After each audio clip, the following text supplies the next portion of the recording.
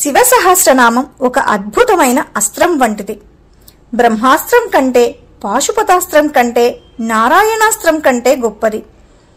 సర్వవేదేషు యత్పుణ్యం సర్వతీర్థేషు యత్ఫలం అన్నారు.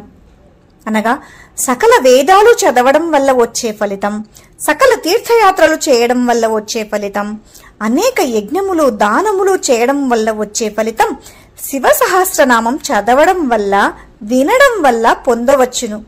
అందుకే దీనికి సాటి వచ్చే స్తోత్రం లేదన్నారు. స్వయముగా అనుశాసనిక పర్వంలో శ్రీకృష్ణ పరమాత్ముడు ధర్మరాజు గారికి అందించినటువంటి అపూర్వ స్తోత్రం ఇది.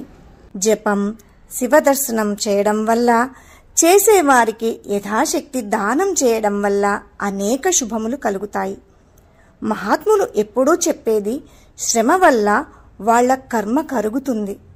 వజ్రాంగుడి కథ ద్వారా శాపములు, దోషములు తొలగి శుభాలు కలుగుతాయి అని తెలుస్తోంది. శివదర్శనం వల్ల కైవల్యం వస్తుంది. భిక్షాన్నం, భోజనం వల్ల కార్తీక పౌర్ణమి నాడు కైలాసంలో 1000 మంది బ్రాహ్మణులకు అన్నం పెట్టిన ఫలితం లభిస్తుంది.